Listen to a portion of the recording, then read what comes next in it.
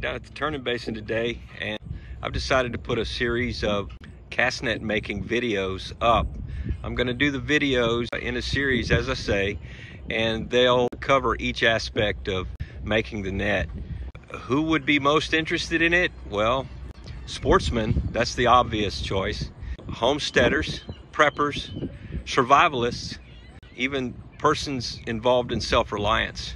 Cast nets are pretty important. They'll provide food, they'll provide bait for that sportsman, any number of things. You could use them for catching animals if you absolutely had to and you had one cornered.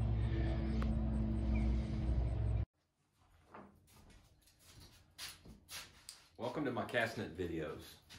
What we're going to learn in making cast nets is we're going to use the Flying Dutchman technique, and it's a technique that I learned in school in junior high. I'm going to show you a few nets here. These were made whenever I was in high school, junior high. Okay, these are nets that I've made recently.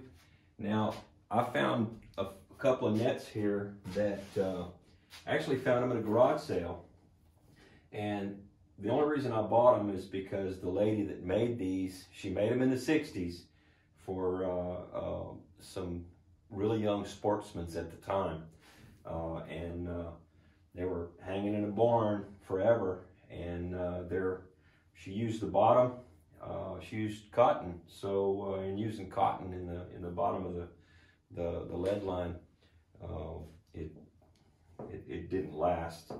What we'll do is, I bought these, I paid $5 a piece for them, and the amount of time that it takes to make the webbing, which is the netting material, tying it all by hand.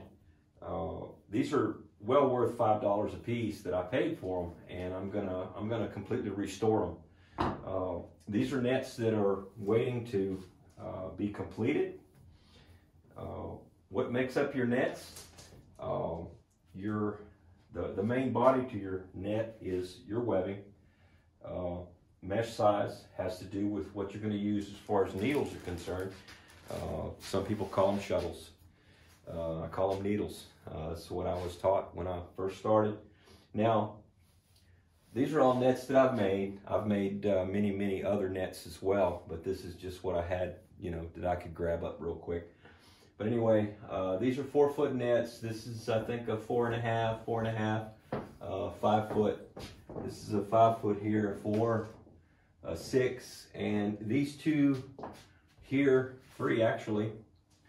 This is a 1/3 scale for a 4-foot net, and hopefully, as time goes on, when we get further in through the series on how to make the cast nets, I'm gonna go as far as showing you how to make a miniature net, and it's all to scale, and it's something that if you ever venture off into actually making cast nets and you enjoy doing it, something to hang in the man cave for a good conversation piece.